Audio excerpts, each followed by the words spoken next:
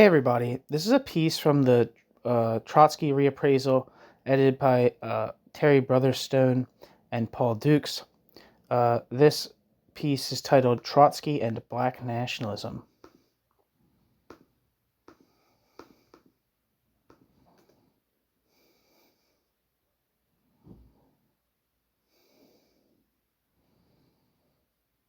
I'm going to read, it's by Baruch Hirson.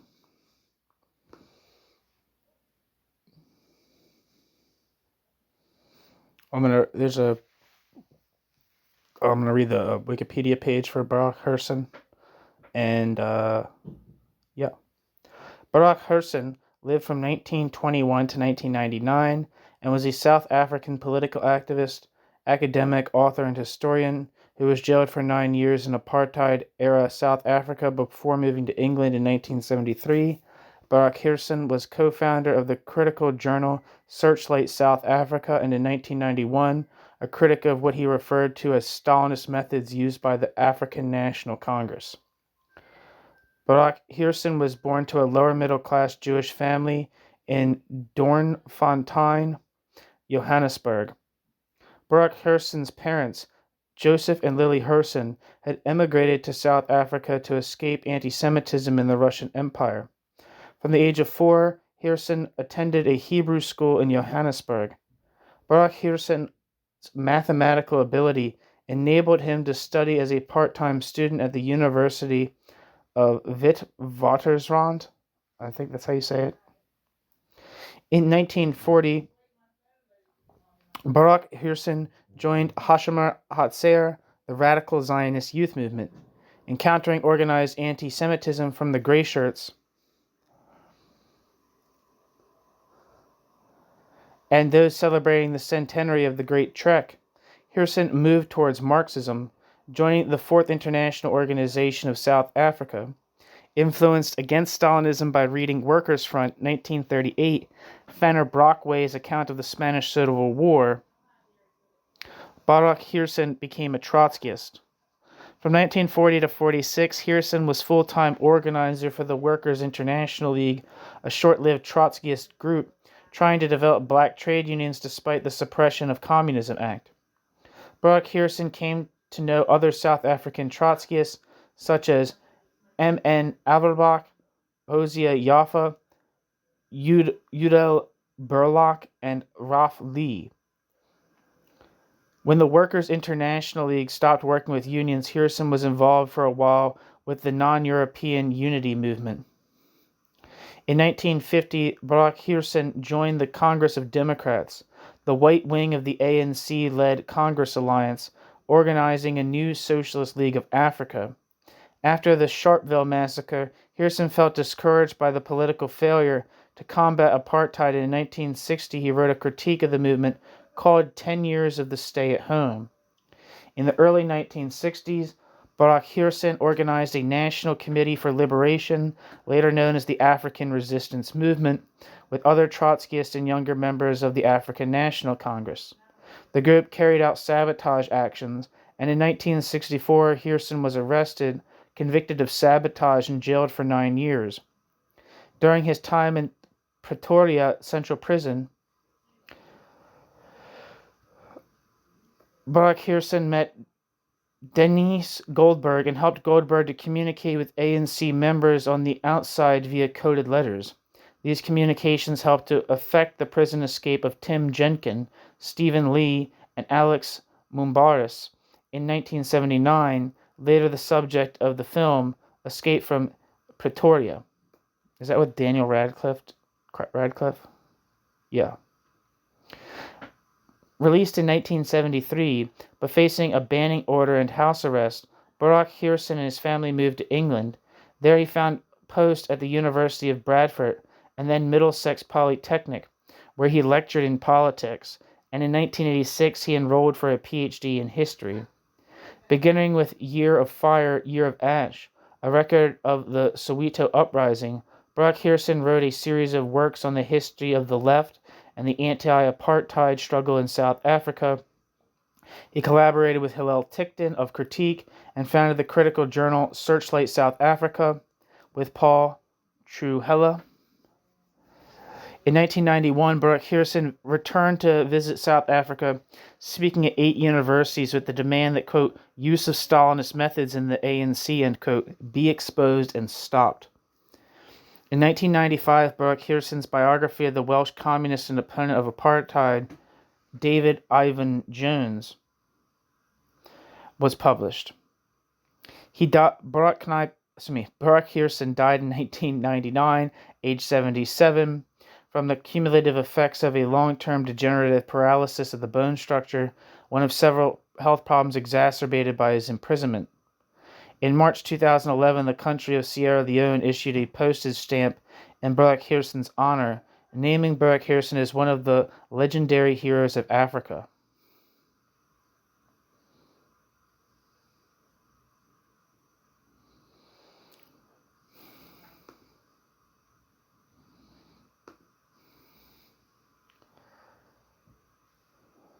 Very interesting fellow.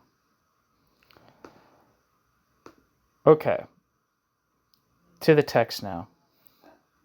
Actually, wait, I wanted to look up the Wikipedia for Black nationalism real quick. I'm not going to read the whole thing because I'm sure it's a million years long, but and a very complicated topic. But Black nationalism is a nationalist movement which seeks representation for black people as a distinct national identity, especially in racialized colonial and post-colonial societies. Black nationalism's earlier proponents saw it as a way to advocate for democratic representation in culturally plural societies or to establish self-governing independent nation-states for black people. Modern black nationalism often aims for the social, political, and economic empowerment of black communities within white majority societies, either as an alternative to assimilation or as a way to ensure greater representation and equality within predominantly Eurocentric cultures. As an ideology, black nationalism encompasses a diverse range of beliefs, which have variously included forms of economic, political, and cultural nationalism or pan-nationalism. It often overlaps with, but is distinguished from, similar concepts and movements such as Pan-Africanism, Ethiopianism, the Back to Africa movement, Afrocentrism, Black Zionism, and Garveyism. Critics of black nationalism compare it to white nationalism and white supremacy and say it promotes racial and ethnic nationalism, separatism, and black supremacy. Most experts distinguish between these movements, saying that while white nationalism ultimately seeks to maintain or deepen inequality between racial and ethnic groups, most forms of black nationalism instead aim to increase equality in response to pre-existing forms of white dominance.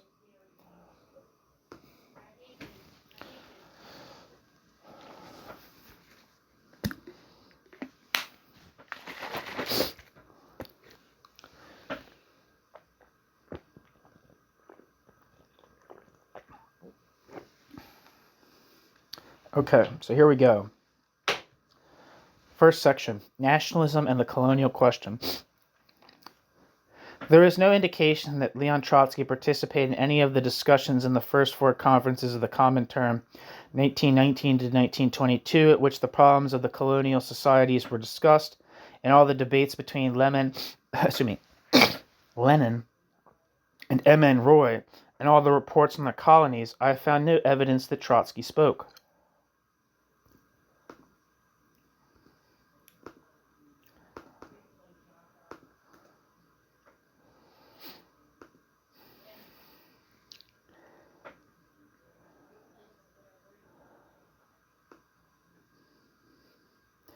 Wikipedia says M.N. Roy, who lived from 1887 to 1954, was a 20th-century Indian revolutionary, philosopher, radical activist, and political theorist. M.N. Roy was the founder of the Mexican Communist Party and the Communist Party of India. Roy was also a delegate to the Communist International Congress and Russia's aid in China. In the aftermath of World War II, M.N. Roy moved away from orthodox Marxism to espouse the philosophy of radical humanism, attempting to chart a third course between liberalism and communism.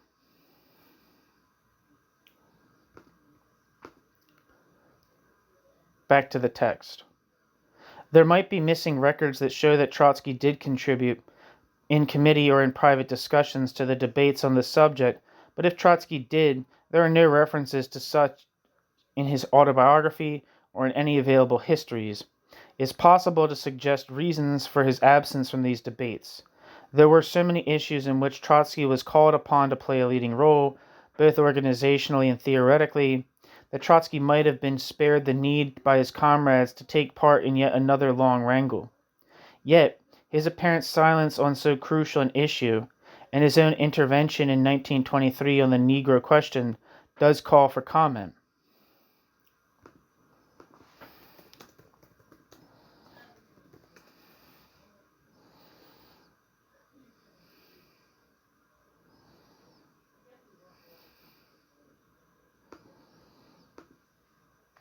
There can be little doubt that Trotsky was the one socialist able to present an analysis of the problems confronting an ascent proletariat in the era of finance capital. In Trotsky's analysis of Russia in 1905, initially with Parvis, Trotsky had followed the method of Marx in providing a critique of the political economy of Russia. That was the only way to proceed. From such an analysis would follow an understanding of the nature of the ruling class, its strengths and weaknesses, the relative position of the proletariat, and even more important, the nature of the contradictions in a society in transition. Even Trotsky's understanding of the nature of uneven and combined development, developed to explain events in Russia, Trotsky was admirably placed to contribute afresh to the problems facing backward societies in the 20th century. When Trotsky published Results and Prospects in 1906, socialists believed that the key to the socialist revolution was to be found in Western Europe, and the possibility of socialism in a backward state like Russia seemed remote. In fact, Trotsky and Parvis were almost alone in their assertion that the coming Russian Revolution would lead to the dictatorship of the proletariat. But they were careful to avoid any suggestion that socialism could be built in Russia alone. The workers of Western Europe, or at least in Germany, would take up the challenge, and the revolution would become permanent in the sense that it had embraced the people of more than one state. It is almost embarrassing to have to restate the case 25 years on. What should by now be accepted knowledge among socialists everywhere still remains the intellectual baggage of small scattered groups, yet it must be restated in the setting of the discussion that follows. The Russian Revolution followed the path predicted by Trotsky, but the workers of Germany and elsewhere were unable to wrest state power from their ruling class. The Russian workers, weak initially, were weakened further by the Civil War, in which the Western powers gave their support to the counter-revolution.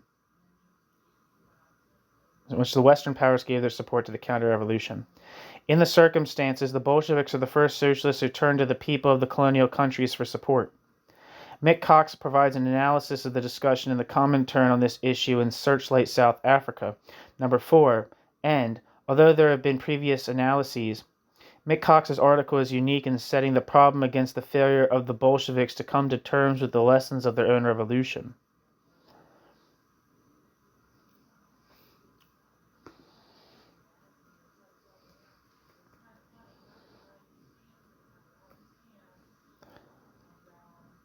Footnote.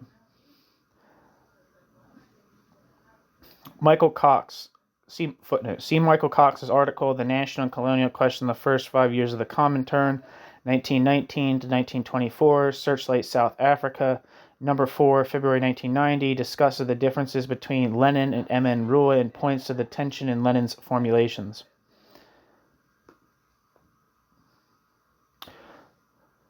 End footnote.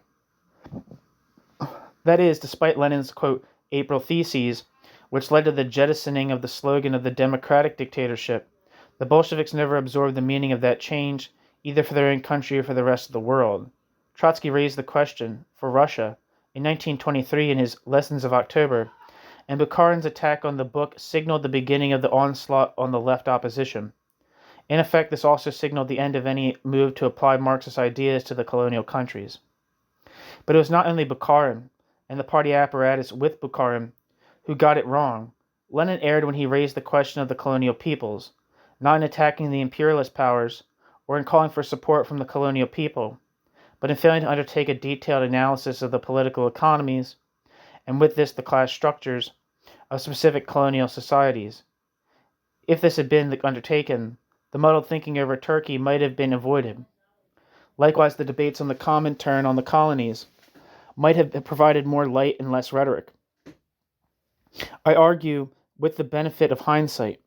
At the time, the new socialist government was encircled and embattled. The government, and with it the Comintern, was in desperate need of allies. If Russia could hold out as a worker state, and if some of the eastern states would join with it in opposition to the imperialist powers, the spent energy of the European workers might be revived. It could not succeed because in the early 1920s, the colonial people were not yet ready to overthrow their ruling class or the colonial powers. Over and above the immediate problem facing the Russian state, the debates on the Comintern, which concentrate on the political aspects of the problem, set a wrong tradition.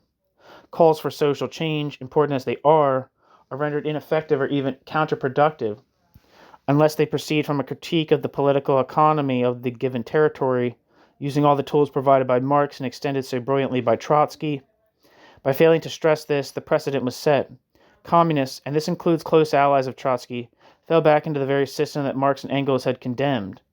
This was no longer, quote, scientific socialism, but a retreat to the utopian socialism that had been opposed so bitterly in the 1840s.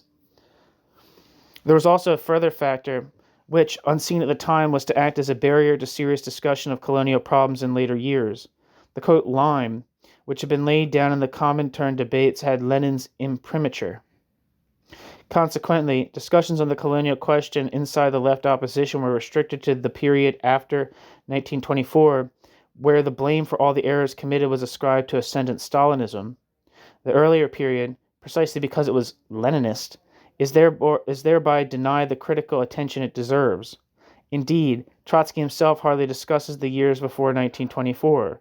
Trotsky's new and limpet-like adherence to Leninism made Trotsky critically shy of analyzing Lenin on the national and colonial question. The cult of Lenin affected everyone and not only the official Soviet leadership in the 1920s. The black question was first raised in the Comintern in 1921 when David Ivan Jones, the South African communist, moved that the Executive Committee of the Communist International, ECCI, devote serious attention to the blacks and the workers' movement among the blacks as an important part of the Eastern, i.e. colonial, question. This is accepted, although the Executive Committee of the Communist International only acted on the issue when U.S. blacks arrived in 1922.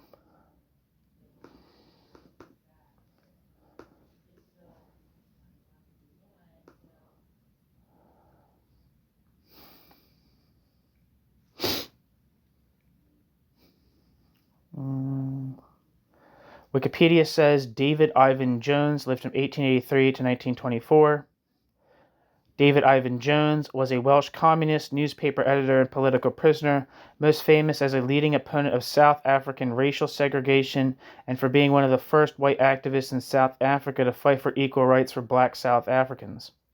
David Ivan Jones was also one of the founders of the Communist Party of South Africa, and in 1917 played a leading role in the formation of South Africa's first all-black trade union, the Industrial Workers of Africa, IWA.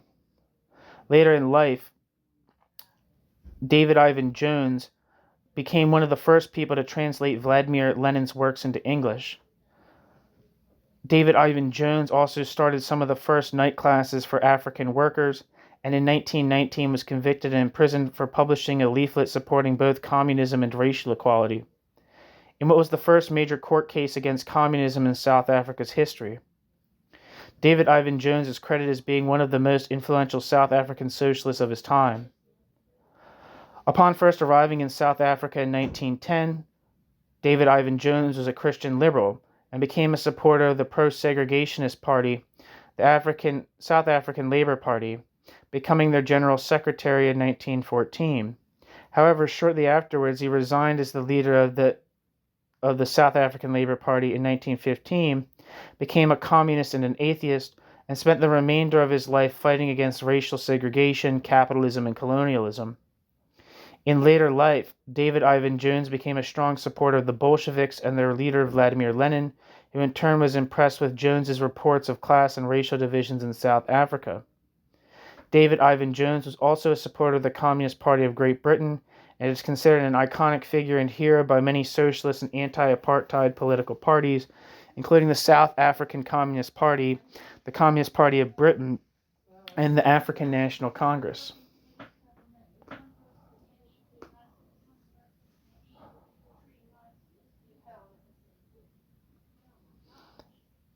Back to the text. David Ivan Jones said of the 1921 conference that, quote, the Indian and African movements do not count for much in the great struggle now pending, bracket, but the Comintern, end bracket, brings in all toiling humanity and says to the white worker, not only of South Africa, but of all lands, solidarity with the black working masses is the first step to emancipation, end quote.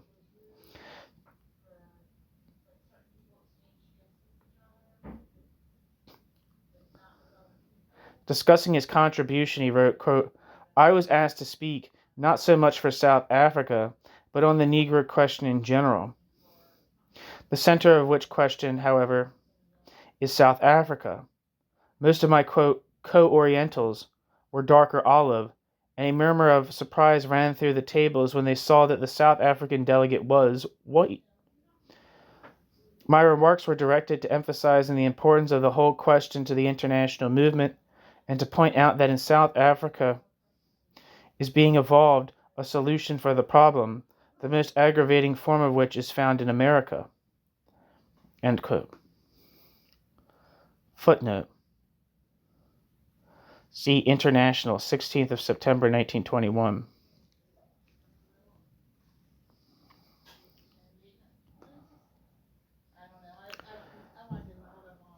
Jones impressed many. Back to the text. End footnote. Jones impressed many with his devotion and seriousness, and he was elected to the executive committee of the Communist International with a, quote, consultative voice, end quote. In 1922, David Ivan Jones wrote on, quote, American imperialism and the Negro, end quote, in the Communist Review, discussing American control of Haiti to ensure the strategic control of Panama and the domination of Liberia through indebtedness. David Ivan Jones condemned Marcus Garvey, the messianic black leader in New York, for condoning imperialism by welcoming the, quote, intrusion of Yankee money, end quote, in Africa, but commended the African Black Brotherhood in the USA, which looked to Russia for, quote, guidance and inspiration in the struggle, end quote, and joined the class-conscious white workers in seeking proletarian emancipation.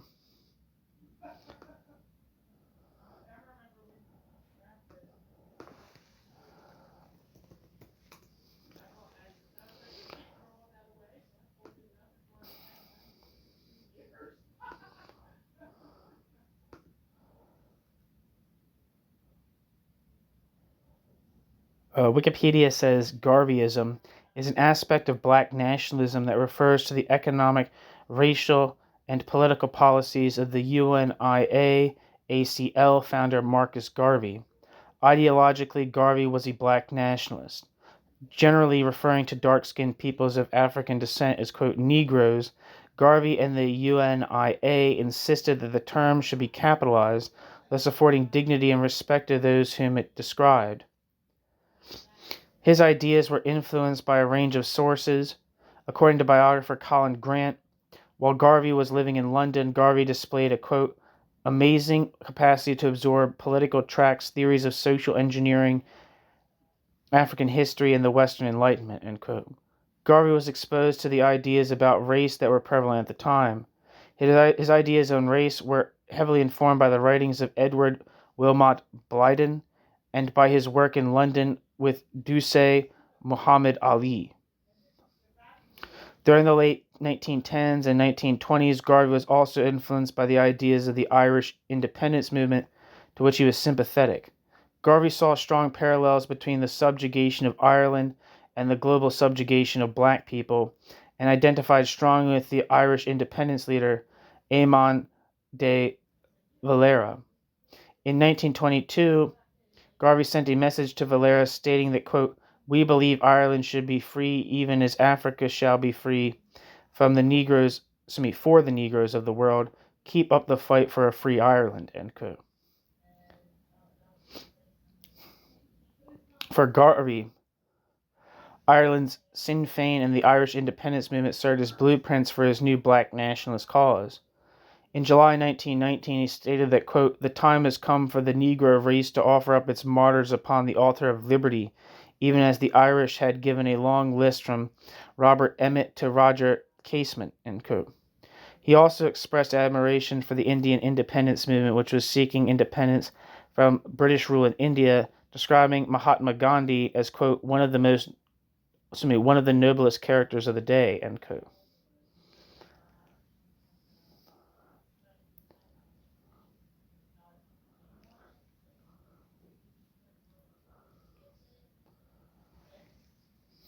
Back to the text. What was the other thing? African Black Brotherhood. That's what I was looking for.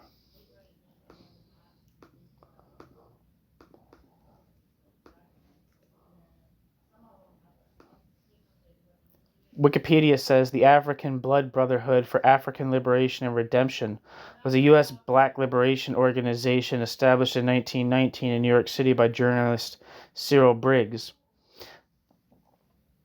The African Blood Brotherhood for African Liberation and Redemption was established as a propaganda organization built on the model of the secret society. The group's socialist orientation caught the attention of the fledgling American Communist movement, and the African Blood Brotherhood soon evolved into a propaganda arm of the Communist Party of America. The group was terminated in the early 1920s.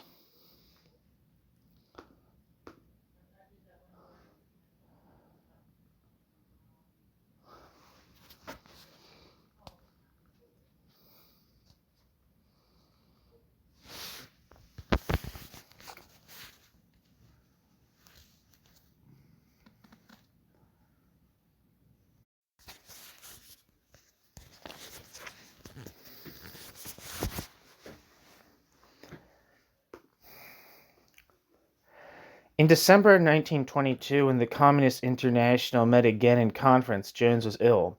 Warren K. Billings from the USA reported on the Negro question, printed in International 2nd of March 1923, and although he started and ended his report by speaking about the colonial question, he spoke mainly on the position of blacks in the USA. Billings ended by presenting a, quote, thesis on the Negro question. This was probably drawn up by a Comintern committee, and its contents seem to have been based more on hopes than substantive facts. Billings said that there had been a movement of revolt among the colonial people against imperialism after the war, and it was recognized by the colonial powers and by U.S. magnates that the further accumulation of capital depended on more intensive colonization of regions inhabited by the black races. Billings called on the Comintern to support, quote, every form of Negro movement which tends to undermine or weaken capitalism or imperialism, end quote. To organize Negroes everywhere and form a united front, quote, when Negro and white working masses coexist, end quote. And he also called for work among Negroes to be carried out by Negroes and asked that immediate steps be taken to hold a Negro Congress in Moscow. Jones took up the latter issue, and wrote his own, quote, thesis into his article, Africa's Awakening, for a World Negro Congress, which appeared in International number 13, July 1923. It called on, quote, party organs in Britain, America, Belgium, etc., to devote special attention to the Negro question and to the preliminary work necessary for the calling of a World Negro Congress under the banner of the Comintern, end quote. Jones had thought afresh on the problem since the general strike of 1922 in South Africa, with its racist overtones, and this was reflected in his new writing. Foreshadowing C.L.R. James and Eric Williams, he said, quote, the Negro is the greatest living accuser of capitalist civilization. The wealth of England and America is built upon his bones. The slave ships of Bristol and New York, with good Quaker prayers to speed them, founded the fortunes of many a Christian home. Every British capitalist in South Africa, the French in the Cameroons, Belgium in the Congo, and the German Empire in Damaraland, they all constitute the blackest record in human history of mass slaughters and human violation of every primitive human right continued up to the present day. Even the liberation of the American slave was only an incident of a civil war between two factions of property holders engaged in a quarrel over the forms of exploitation, and was not the aim of the war, as it is commonly supposed. And as an aftermath of that war, there was created a social attitude towards the Negro race which leaves the one-time chattel slaves still degraded outcasts among the peoples of the earth, end quote. Racial animosity, he said, was, quote, artificially generated.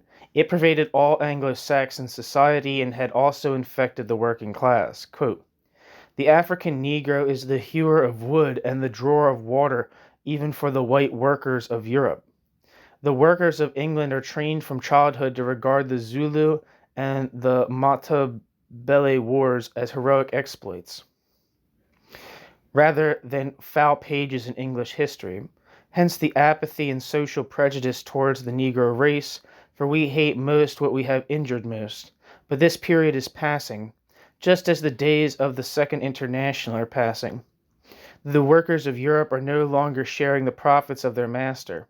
The Communist International has appeared and calls into one great proletarian family Negroes of Africa, as well as peoples of the East, along with the revolutionary proletariat of the capitalist countries, end quote.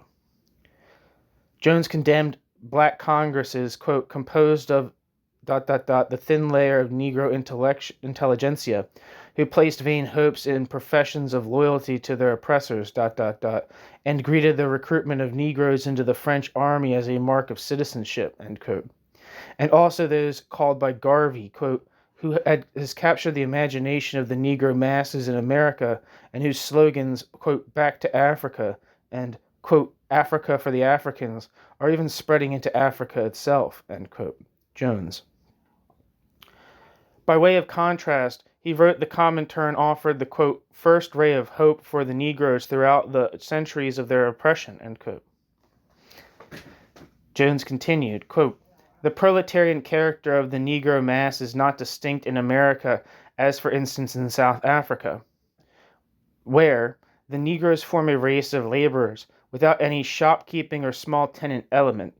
Probably the small property psychology of the tenant farmers and the small trader element in America, reflecting on the purely laboring Negro masses, has a lot to do with what is now notoriously known as Garveyism, a charlatan exploitation of awakening race consciousness, which, insofar as it takes anti-white forms, is secretly encouraged by the capitalist class both in America and South Africa. The number of Negro farmers, mostly with very small holdings, according to the last American census, was 949,889, which, with their families, represents a big proportion of the Negro population in America. But awakening race consciousness in Africa tends to have a positive side among the large industrial masses, namely the outliving of old tribal sectionalism. What the South African bourgeoisie calls a native hooligan is one who, having worked some time in the towns, no longer recognizes the authority of his tribal chief. Race consciousness, in the case of the Negro in Africa, is a step towards class consciousness because his race is a race of laborers. The coming World Congress will have to decide the question, how far the movement towards race consciousness can be directed into proletarian forms, end quote.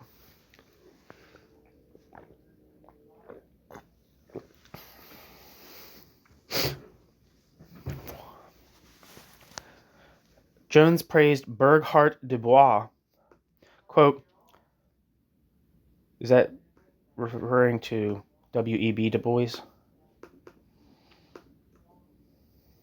Okay, no, that's Du Bois, okay. Jones praised Burghardt Du Bois. I've never heard him called by a name other than W.E.B. Jones praised Du Bois, quote, the foremost leader of the Negro intelligentsia in America, end quote, whose books contained, quote, a glimmering apprehension of the truth that Negro emancipation can only come through proletarian emancipation, ... Undoubtedly, America will supply the leaders of Negro emancipation, end quote. But Negro emancipation was not an American question. Quote, it is a question of Africa, As our American comrades themselves have declared, who is to get this great Africa, the capitalist class or the common turn? And when is the European proletariat going to stretch out the hand of brotherhood to the masses of Africa and wipe out centuries of capitalist wrong? The status of the American Negro cannot be raised without the awakening of Africa. But it is no less true that the European proletarian cannot obtain a real link with Africa except through the more advanced Negroes of America. End quote. Jones.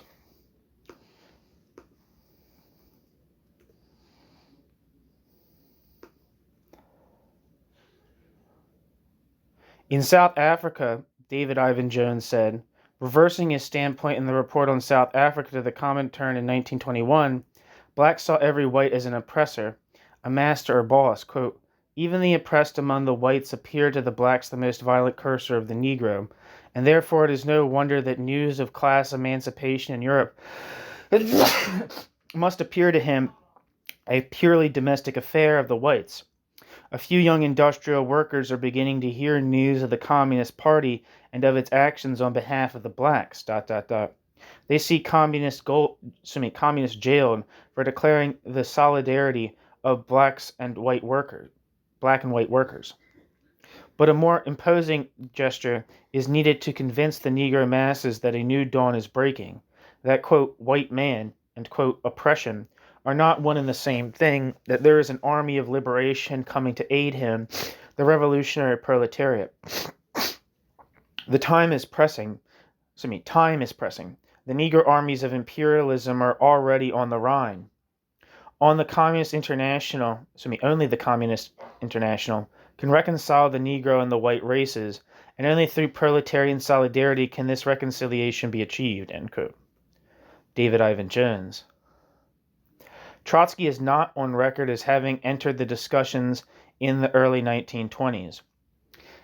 His only contribution seems to have been a letter to Claude McKay, the black revolutionary poet,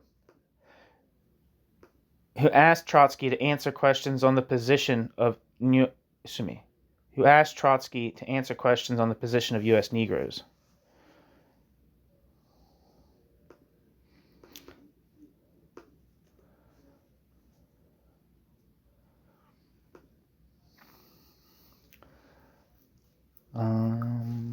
Wikipedia says Claude McKay lived from 1890 to 1948 and was a Jamaican-American writer and poet. Claude McKay was a central figure in the Harlem Renaissance.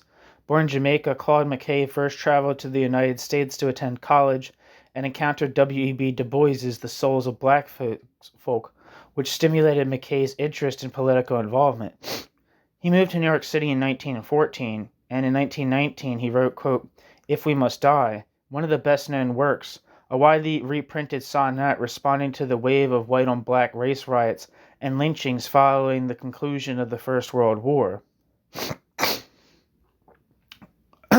McKay also wrote 5 novels, Home to Harlem, 1928, a bestseller that won the Harman Gold Award for Literature, Banjo, 1929, Banana Bottom, 1933, Harlem Glory, written between 1938 and 1940, published in 1990, Amiable with Big Teeth, a novel of the love affair between the communists and the poor black sheep of Harlem, written in 1941, published in 2017, and a novella, Romance in Marseille, written in 1933, published in 2020. Besides these novels and 4 published collections of poetry, Claude McKay also authored a collection of short stories, Gingertown, published in 1932, 2 autobiographical works, A Long Way from Home, 1937, and My Green Hills of Jamaica, published posthumously in 1979, and Harlem, Negro Metropolis, consisting of 11 essays on the contemporary social and political history of Harlem and Manhattan, concerned especially with political, social, and labor organizing. His 1922 poetry collection, Harlem Shadows, was among the first books published during the Harlem Renaissance, and his novel, Home to Harlem, was a watershed contribution to its fiction. His selected poems was published posthumously in 1953. His complete poems includes almost 90 pages of poetry written between 1923 and the late 1940s, most of it previously unpublished, a crucial addition to his poetic oeuvre. Mackay was introduced to British Fabian socialism in his teens by his elder brother and tutor Uriah Theodore, and after moving to the United States in his early 20s, encountered the American socialist left in the work of W.E.B. Du Bois, and through his membership in the Industrial Workers of the World, the only American left labor organization of the era that was totally open to Negro members, as he comments, continuing the tradition of the Populist People's Party of the previous generation. In the course of his teens, Claude McKay became acquainted with the writings of Marx and the programs of a variety of activists. As a co-editor of the Liberator magazine, he came into conflict with its hardline Leninist doctrinaire editor, Mike Gold, a contention which contributed to his leaving the magazine. In 1922-23, Claude McKay traveled to the Soviet Union and to attend a Congress of the International, there encountering his friend Liberator publisher Max Eastman, a delegate to the Congress. In Russia, McKay was widely feted by the Communist Party. While there, Claude McKay worked with a Russian writer to produce two books which were published in Russian: The Negroes of America, published in 1923, a critical examination of American black-white racism from a Marxist class conflict perspective, and Trial by Lynching, published in 1925. Translations of these books back into English appeared in 1979 and 1977, respectively. McKay's original English texts are apparently lost. In the Soviet Union, Claude McKay eventually concluded that, as Claude McKay says of a character in Harlem Glory, he, quote, saw what he was shown, end quote. Realizing that he was being manipulated and used by the party apparatus, and responding critically to the authoritarian bent of the Soviet regime, Claude McKay left for Western Europe in 1923, first for Hamburg, then Paris, then the south of France, Barcelona, and Morocco. After his return to Harlem in 1934, he found himself in frequent contention with the Stalinist New York City Communist Party, which sought to dominate the left politics and writing community of the decade. Bracket citation needed. Claude McKay's prose masterpiece, A Long Way from Home, was attacked in the New York City press on doctrinaire Stalinist grounds. Bracket citation needed. The conflict is reflected in the book Harlem, Negro Metropolis, and satirized in Amiable with Big Teeth. Claude McKay's sonnet sequence, The Cycle, published posthumously in The Complete Poems, deals at length with McKay's confrontation with the left political machine of the time. Increasingly ill in the mid-40s, Claude McKay was rescued from extremely impoverished circumstances by a Catholic worker friend and installed in a communal living situation. Later in the decade, he converted to Catholicism and died in 1948.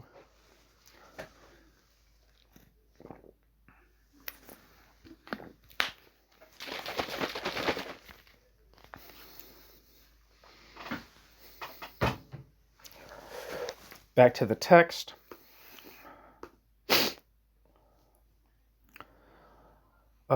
It's not always clear what the questions were, but they seem to have included problems that arose from the use of black troops in occupied Germany, the racism of the white workers, and the form of organization most suitable for U.S. Negroes. Trotsky could offer no answer to the last question, claiming that he was, quote, insufficiently informed regarding the concrete conditions and possibilities, end quote, in the United States.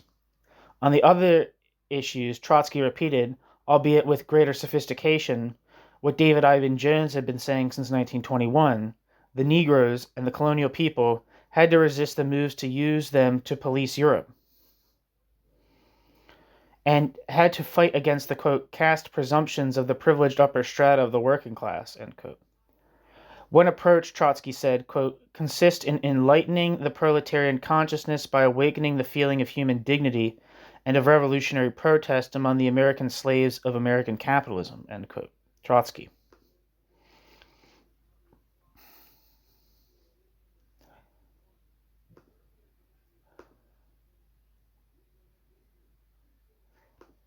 That quote is from, was reprinted in The First 5 Years of the Comintern by Trotsky.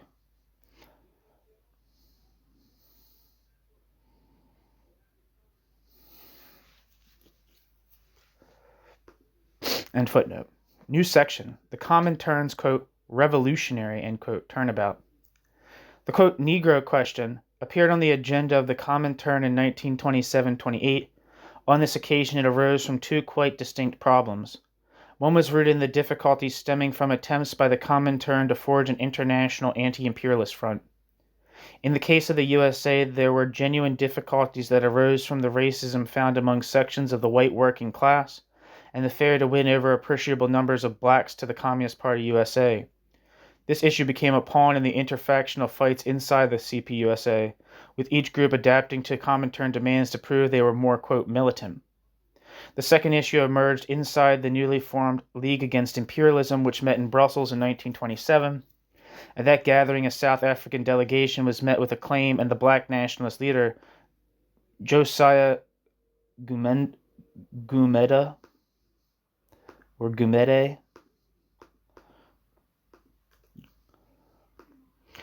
in a brief flirtation with the left, was cheered when he moved the resolution calling for, quote, the right of self-determination through the complete overthrow of capitalism and imperial oppression, end quote.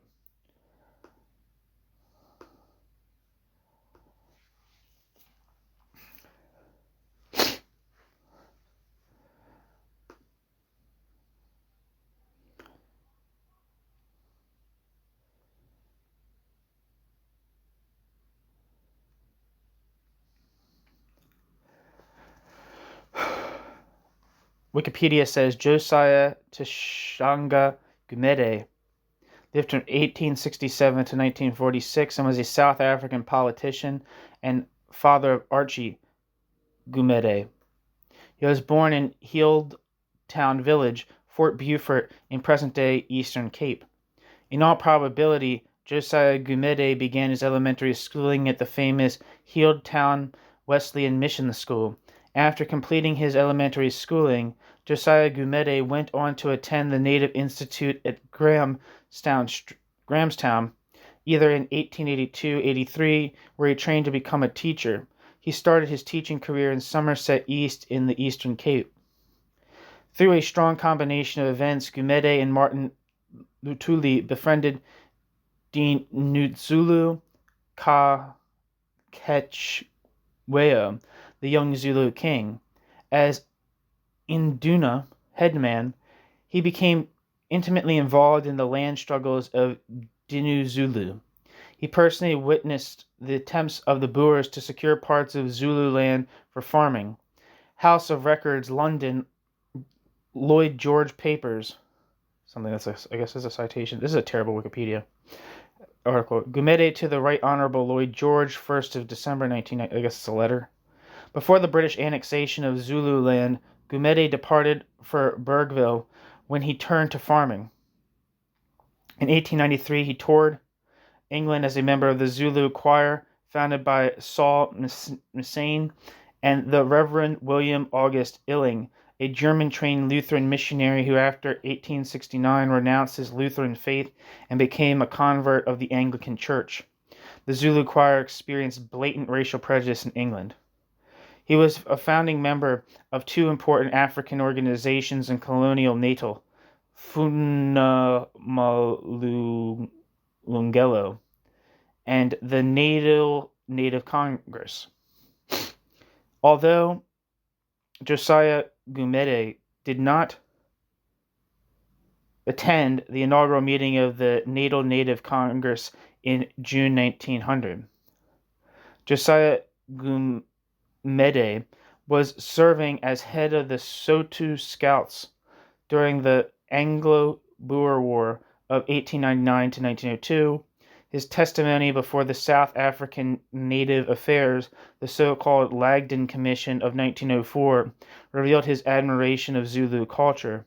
In 1906, Gumede was one of the delegates together with Kagosi, Lasesa, Tinki, Tisotesi of Batlokwa, and Kagosi Moloi of Makgolokwa to England to protest against the Batlokwa and Makgolokwa people losing their ancestral lands in the former Boer republics.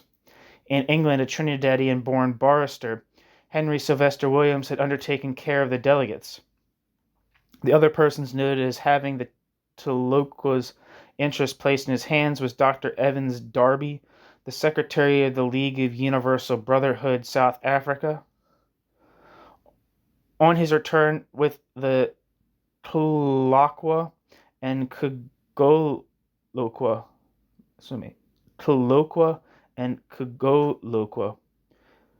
chiefs to South Africa on the 13th of May, 1907, Josiah was arrested for having left the country without obtaining the necessary permission. The report of this by Reuters was carried to the Manchester Guardian and the Times on the 5th of May. Gumede's political consciousness had reached new heights before the establishment of the White Union of South Africa. Aware of the excitement among whites before the opening session of the South African National Convention, Gumede raised concerns about the position of Africans under Union. Gumede was a founding member of the South African Native National Congress in January 1912.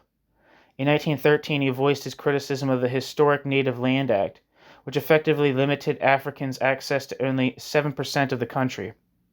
In 1927, he was chosen as a president of the ANC and served for 3 years.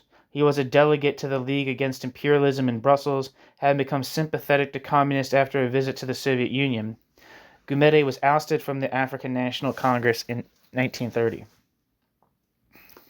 Back to the text.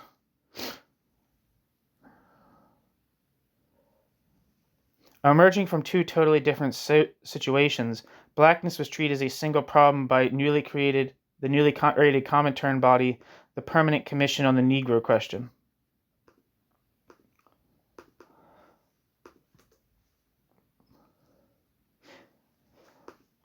This was an issue that needed airing, and the commission might have earned a place for itself if it had contributed to a problem that was being poorly handled by the communist parties of the USA and, to a lesser extent, South Africa.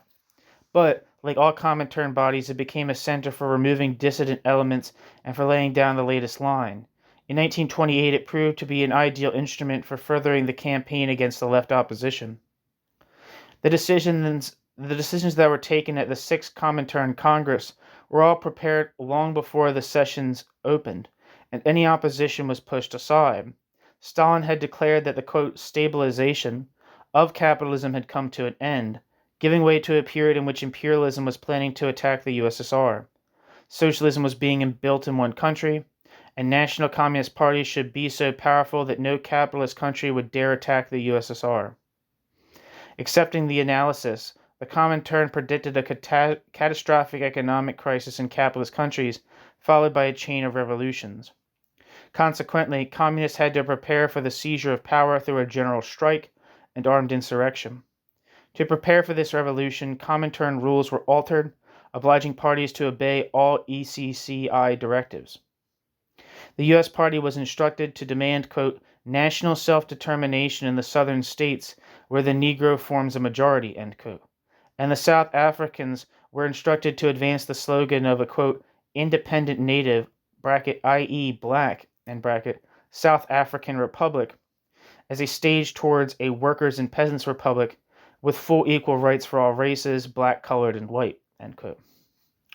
The new slogans were backed by sweeping generalizations in which all countries were fitted into one of four types, ranging from highly industrialized to backward peasant societies. From that followed their political tasks in preparation for the coming world revolution. The classification was crude, and some countries were found by these pundits to contain aspects of different economic systems. Where blacks were concerned, the discussions were simplistic and crude. I quote the statement that emanated from the Comintern Committee elsewhere and will refrain from stating them here. But one description is of particular interest because it is because of its reemergence later. I quote, the party, the CPSA, Communist Party South Africa, must show that the basic question in the agrarian situation in South Africa is the land hunger of the blacks, and that their interest is of prior importance in the solution of the agrarian question. Efforts should be made immediately to develop plans to organize the native peasants into peasant unions and the native agricultural workers into trade unions, while attention to the poor agrarian whites must in no way be minimized. End quote. When the Negro question was discussed at the Sixth Congress of the Comintern, there was no obvious intervention from members of the left opposition. In fact, it is not known whether they attended. Denied the right to circulate their documents openly, and straining to get a hearing for their views on the position of the USSR in the USSR and in China, members of the left opposition had to conserve their strength. Footnote. This could explain their subsequent silence on events at the sessions at which these resolutions were passed and their failure to note the opposition voices at the Congress. End footnote. If my supposition is correct, this would explain their failure to find their way to the South African leader, S.P. Bunting, who opposed the new diktat and rejected the crude characterization of conditions in Africa.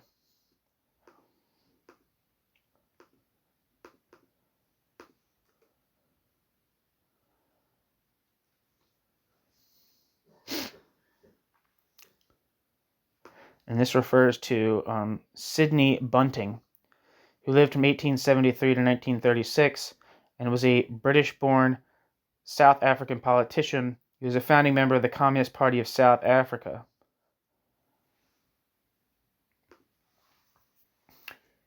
Back to the text. New section. Trotsky talks on the, quote, Negro question. The resolution of the Comintern dominated discussions inside the Communist parties, and inevitably the problems that were raised split over into the Trotskyist groups that were being formed, and for our account, particularly in the USA and in South Africa. The first discussion led by Trotsky was with supporters from the USA who met him in Principe in 1933 to discuss the Comintern's instructions to the Communist Party USA to agitate for an independent black state in the southern states of America. Trotsky had touched on the problem when he wrote to Mackay. In Principe, the question was raised again, yet despite the sharpness of some of his observations, it is apparent that he still had scant knowledge of the Negro's position in the USA, believing, for example, that they had their own language, and did not know that they were paid on a lower scale than white workers, worked longer hours, and were allotted the most disagreeable work. Throughout the recorded discussion, Trotsky did not try to place the blacks inside the political economy of the USA. Instead, he concentrated on their political position and supported the demand for self-determination as proposed by the Comintern. Trotsky opposed the views of Albert Weisbord, who said that this demand could only appeal to the petty bourgeoisie and that the Comintern slogan was only a repetition of the, quote, old democratic dictatorship of the proletariat and peasantry.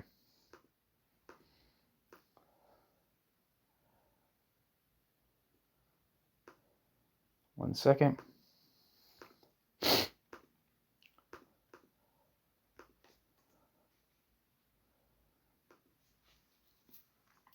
Wikipedia says Albert Weisbord lived from 1900 to 1977. Albert Weisbord was an American political activist and union organizer.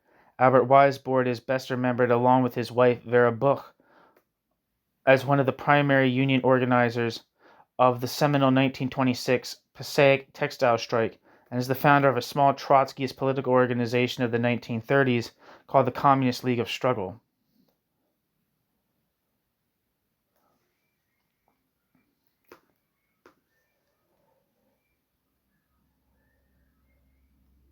Where am I?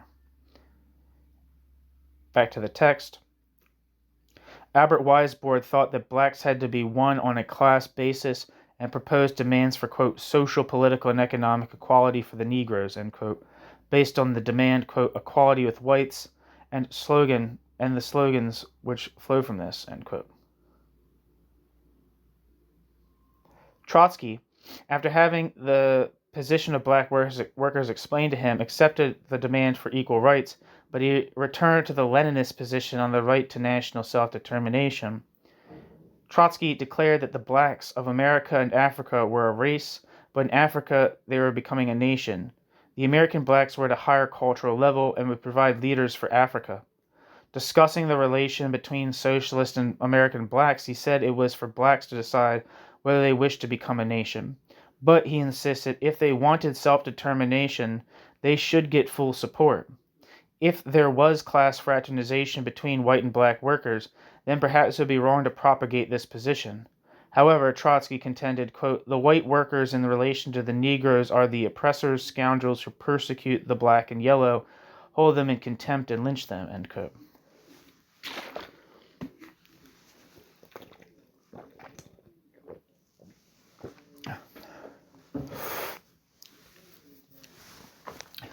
Asked whether such a slogan would lead to an alliance with the black petty bourgeoisie, Trotsky agreed, but said the latter would be bypassed by the militant black proletariat who, recognizing that white communists fight for black demands, would advance through their own struggle to the proletarian revolution. In concluding the meeting, Trotsky referred to the struggle in Africa. In this case, the central problem was with the workers in Europe who held the key to, quote, real colonial liberation. Quote, without their liberation, real colonial liberation is not possible. If the white worker performs the role of the oppressor, he cannot liberate himself, much less the colored peoples. Jesus Christ. The colonial peoples. That's embarrassing. The right of self-determination results. In the final instance, however, it will lead to the struggle against imperialism and to the liberation of the colonial people, end quote.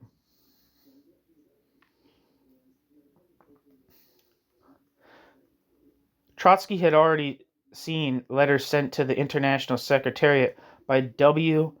T.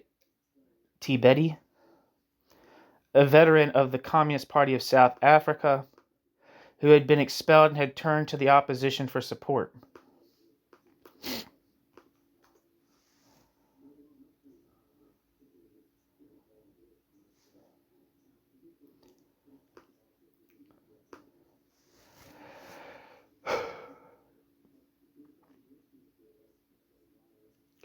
He wrote an enthusiastic open letter on the recruitment of black workers who he believed would form the basis of a new revolutionary movement. Or Trotsky did. The praise for a black recruit, in contrast to a white who might join the opposition, is little less than an embarrassment. Sorry, I'm getting confused here. Trotsky had already seen letters to the International Secretariat by W. T. Betty, a veteran member of the Communist Party South Africa, who had been expelled and had turned to the opposition for support. He wrote an enthusiastic open letter on the recruitment of black workers who he believed would form the base of a new revolutionary movement. The praise for a black recruit, in contrast to a white who might join the opposition, is little less than an embarrassment. The Negro workers, said Trotsky, quote, do not and cannot strive to degrade anybody, oppress anybody, or deprive anybody of his rights. They do not seek privileges and cannot rise to the top except on the road to the international revolution. End quote. Trotsky.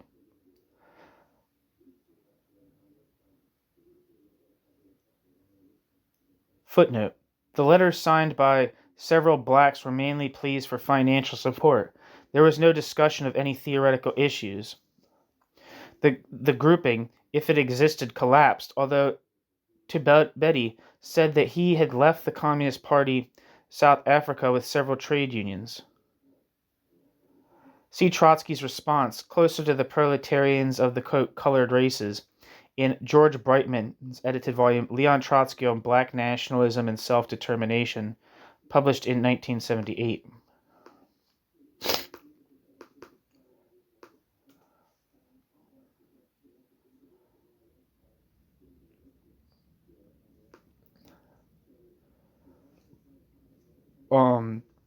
The description for this book on Goodreads says, the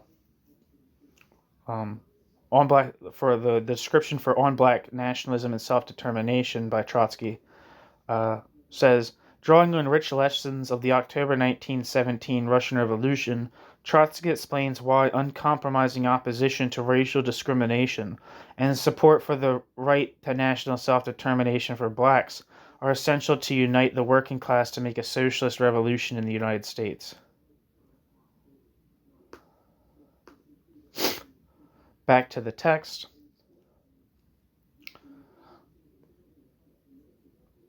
Although it is possible to see why Trotsky was excited about winning one of the exploited majority, this took little account of the existing class differentiation among blacks in South Africa or the actual potential of the man concerned. Tibeti had a long record of service in the Communist Party of South Africa, but had made no known contribution to it programmatically, and the reasons for his expulsion cast doubt on his reliability. Some of the signatories to this letter repudiated the letter, and after a short surge of activity, Tibeti's subsequent history is opaque. In 1935, Trotsky received a set of theses from two contending factions inside the Lenin Club, left opposition in South Africa.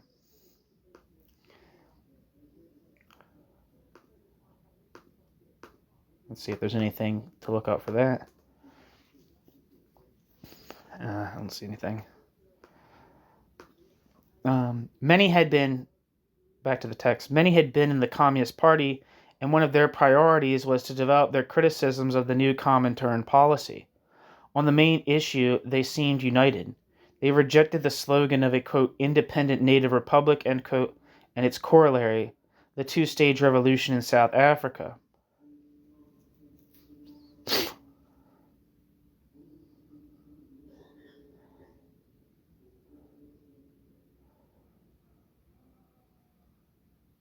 In which a bourgeois democratic state would abolish racial discrimination prior to a socialist transformation.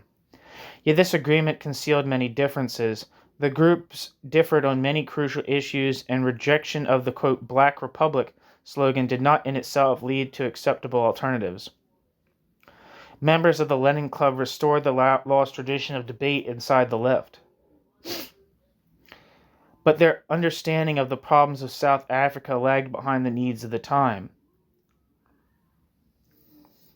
They argued inside the club, as they had once argued inside the Communist Party of South Africa, about the role of the Afrikaners and their possible allegiance in the event of war, the advisability of working clandestinely or openly as a revolutionary movement, the importance of the, quote, land question, and the advisability of organizing trade unions. In working to find a new program, the Lenin Club split. One group formed the Workers' Party of South Africa, the other became the Communist League, and shortly thereafter entered the newly created Socialist Party, including Social Democrats and Stalinists. One of the Workers' Party of South Africa papers is devoted exclusively to the land question, and it is this document entitled the, quote, Native Question that has remained as the main legacy of those early debates. Yet the thesis of the Workers' Party of South Africa on the, quote, war question, quoted below, which at that time was taken as unexceptional by the international left opposition, provides a much more rounded position on many questions. In opposing the Comintern, the members of the Workers' Party of South Africa proposed that the program of a revolutionary party must start with the dispossession of the Africans from the land. In their thesis, they said that 87% of Africans lived on the land. About half of these were in their reserves, about 7% of the country where land possession was permitted. A further third lived in, quote, virtual serfdom as farm laborers, 500,000, seasonal farm laborers, 700,000, or squatters, 500,000. A tiny minority of whites owned more than 90% of the land. Of these, 11% of the total, were farmers with holdings between 1,000 and 5,000 acres each, amounted to more than half the country's land. Under these conditions, there was no possibility of land reform. The land question, said the Workers' Party of South Africa, was bound up with the needs of capital. The men in the reserves were required as workers, and they were, quote, burdened with heavy taxes, and in that way forced to find work in the mines or on the farms, end quote. On the mines and farms, they said, Africans produced the wealth of South Africa, subject to, quote, intense exploitation, end quote, receiving 1/10 of the wages paid to whites, whom they outnumbered 9-1 on the gold mines and 17-1 on the coal mines. The wages of the whites would be dragged down to the level of the unskilled workers unless the entire working class organized to narrow the wage gap. That is, the Workers' Party of South Africa, like the Communist Party of South Africa, failed to see that the division of the working class and the wage differential across the racial divide were built into the method of political control. The preference given to white workers in the mines and industry, the reservation of jobs, higher wages, and segregation in housing and social amenities provided the mechanism for atomizing the working class. It created a privileged group in the working class which would jealously protect its own position and act as a Praetorian guard for capital. Their call for a united working class movement to fight for the emancipation of labor from capital seemed to be in the best tradition of socialism. However, in calling on white workers to take their place in the fight for the, quote, removal of all repressive legislation against the natives and all the other workers, end quote, they overstated the role of the whites and underestimated the revolutionary potential of the black workers who had to take the lead in the struggle against discrimination. Aware of the threat of fascism and the danger of losing the few remaining democratic rights, the Workers' Party of South Africa called on Marxists to find a link between the, quote, emancipation of the working class and the liberation of the oppressed races to throw off the yoke and chains of capitalism and imperialism, end quote. Racial oppression would be removed only when the revolutionary movement grasped the national struggle, but without obscuring the class struggle, without pandering to petty bourgeois black nationalism. There could be no competition with the African National Congress in nationalist slogans to win the masses. National liberation could be achieved only through proletarian revolution. In effect, the Workers' Party of South Africa surrendered its independent thinking and retreated from the position held by S.P. Bunting, the former communist leader now expelled, in his criticism of the Comintern's new slogan. Proletarian revolution for the Workers' Party of South Africa was apparently the task of the white workers alone. The motive force for Africans, they said, would be the demand for land, and this would be followed by the call for national emancipation.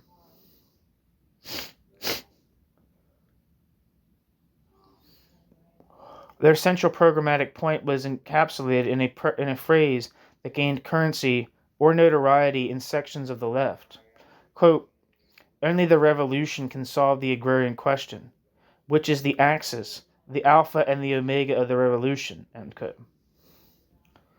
This transformation would only be effected by the revolutionary working class, together with the, quote, potentially great revolutionary reservoir, end quote, of African peasants. However, even this was in doubt. The Workers' Party was far from sanguine about the possibility of unifying the workers or of organizing the black rural population. As yet, quote, untouched by revolutionary propaganda, revolutionary ideas, revolutionary outlook, end quote. The assertion that the people of the rural areas were peasants was false. The reserves, as they said, were little more than a labor reservoir for the mines, the farms, and the burgeoning industries. 250,000 African laborers worked in the mines, 1 million Africans were townsmen, and the boom that followed South Africa's departure from the gold standard in 1932 would bring more to the towns. This was the proletariat that had to be organized in the coming period, separately from the white workers if necessary. The entire perspective was flawed. The struggle for land and against, quote, oppression and exploitation, end quote, could be achieved only by the working class in its own struggle for socialism. Precisely what was meant by, quote, national liberation was not defined, but it presumably incorporated the demand for, quote, democratic rights. The Workers' Party of South Africa, usually so far ahead of other groups in their understanding of the problems of South Africa, had failed to provide the analysis that would inform a future revolutionary cadre. Trotsky replied, saying he was, quote, too insufficiently acquainted with the conditions in South Africa, end quote, to offer opinions on several practical questions. In those few words, Trotsky surrendered the right to criticize the basic premises of the Workers' Party of South Africa. In general, Trotsky accepted the thesis as a valid analysis, but Trotsky wrote, Trotsky had to voice disagreement on certain aspects of the draft theses, particularly those which arose from polemical exaggerations in the struggles with the, quote, national policy of Stalinism, end quote. In so doing, Trotsky compounded the prevailing confusion. Dealing with the Black Republic and the land issue, Trotsky said, quote, 3/4 of the population of South Africa ... is composed of non-Europeans. A victorious revolution is unthinkable without the awakening of the native masses. In its turn, it will give them what they are so lacking today: confidence in their strength, a heightened personal consciousness, a personal growth. Under these conditions, the South African Republic will emerge first of all as a, quote, black republic. This does not exclude, of course, either full equality for whites or brother relations between the two races, which depends entirely upon the conduct of the whites. But it is entirely obvious that the predominant majority of the population, liberated from slavish dependence, will put a certain imprint on the state, end quote. All struggles had to be seen in the context of imperialist rivalries, and Trotsky linked the issues in South Africa with the necessary overthrow of British imperialism. This could be achieved only through the class struggle, both in South Africa and in Britain. Quote, the South African possessions of Great Britain form a dominion only from the point of view of the white minority. From the point of view of the black majority, South Africa is a slave colony, end quote. Trotsky.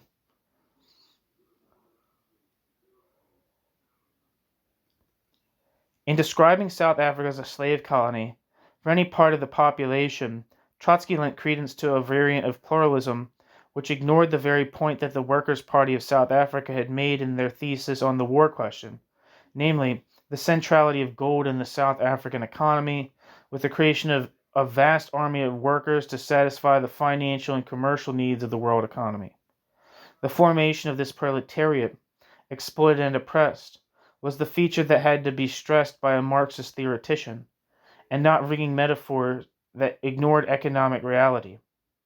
Consequently, the entire history of Trotskyism in South Africa was directed into a quagmire from which it had difficulty to extricate itself. Footnote: the discovery of documents from 1935 to 39, providing membership lists, theses, correspondence, and so on, will make it possible to write an account of the origins of the Trotskyist movement in South Africa. End footnote. Such was the inevitable consequence of a Comintern directive that almost destroyed the Communist Party South Africa and tarnished the groups that tried to establish a new and healthier Marxist tradition. It is my contention that Trotsky erred in his letter and that the correction he alone was capable of offering was not delivered. However, there was a tension in Trotsky's formulation. Repeating his formulation of 1933, Trotsky said that a proletarian party, using the methods of class struggle, would effect a social revolution which also had a national character. Quote, we have not the slightest reason to close our eyes to this side of the question or to diminish its significance. End quote. Trotsky raised two further points on which he said that Workers' Party thesis was deficient, both tactical rather than substantive. First, he called on the Revolutionary Party, despite their strictures, to defend the African National Congress against attacks by the, quote, white oppressors and their chauvinistic agents in the ranks of the workers' organizations, end quote. It was not incorrect, he said, to enter into episodic agreements with the African National Congress while exposing its inability to achieve even its own demands. At all times, however, the revolutionary movement had to retain organizational independence and freedom of political criticism. Secondly,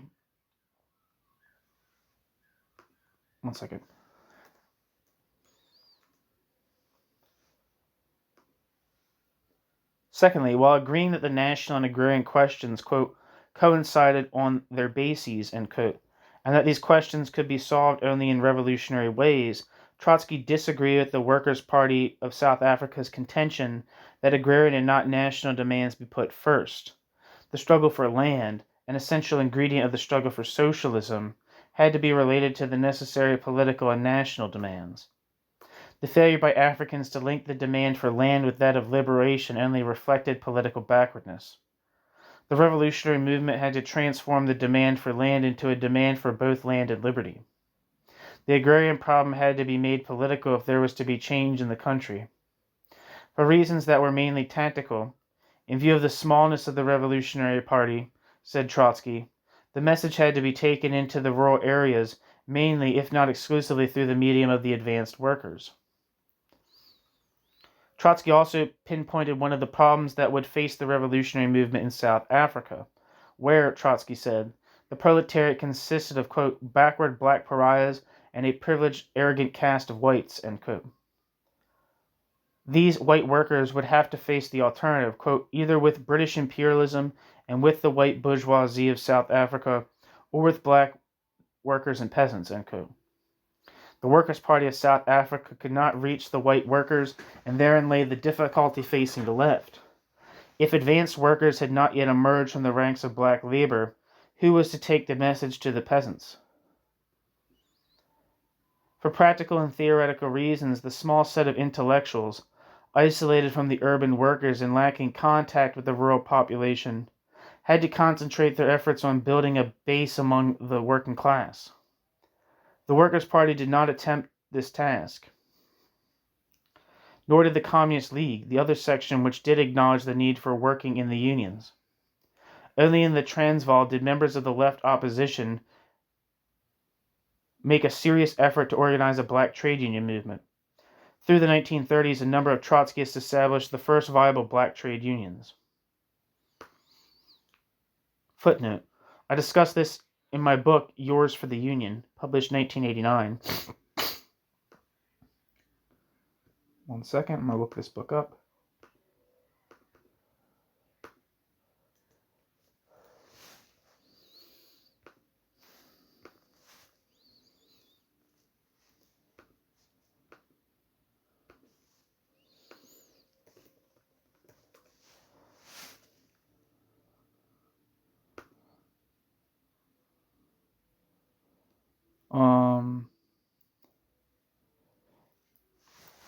The description for Yours for the Union, Class and Community Struggles in South Africa by Baruch, Hirson, and with a foreword by Tom Lodge. The description for this book says, Yours for the Union stands as a landmark history of the making of the black working class in South Africa.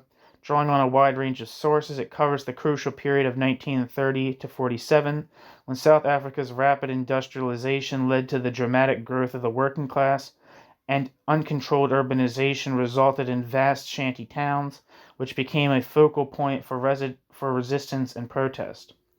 Importantly, Hirson was one of the first historians to go beyond the traditional focus on the mines and factory workplaces, broadening his account to include the lesser-known community struggles of the urban ghettos and rural reserves.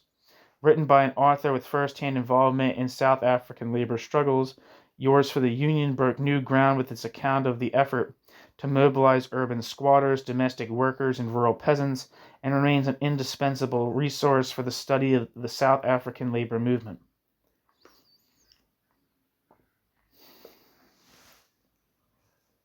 Back to the text and footnote.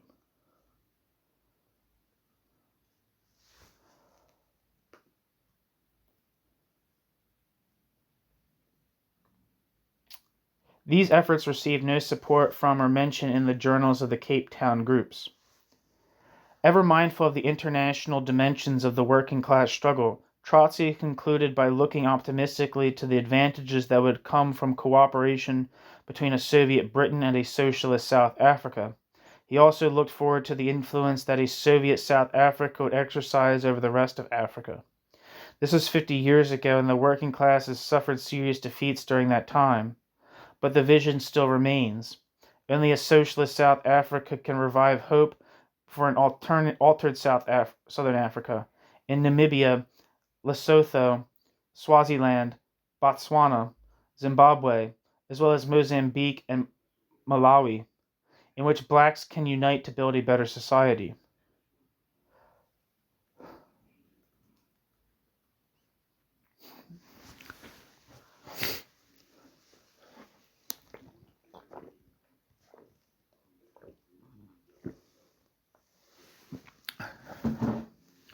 New section, Trotsky's final works on the Negro question.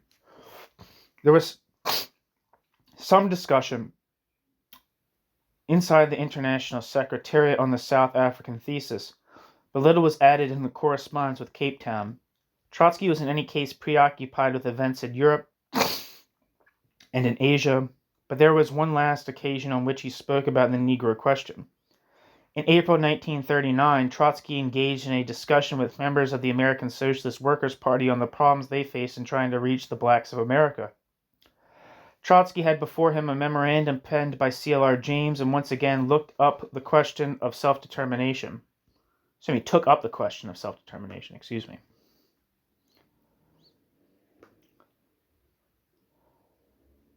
In the exchanges, there is little new light. Once again, Trotsky stated his view that if the Negroes wanted their own state, then it was the task of revolutionaries to support them in their demand.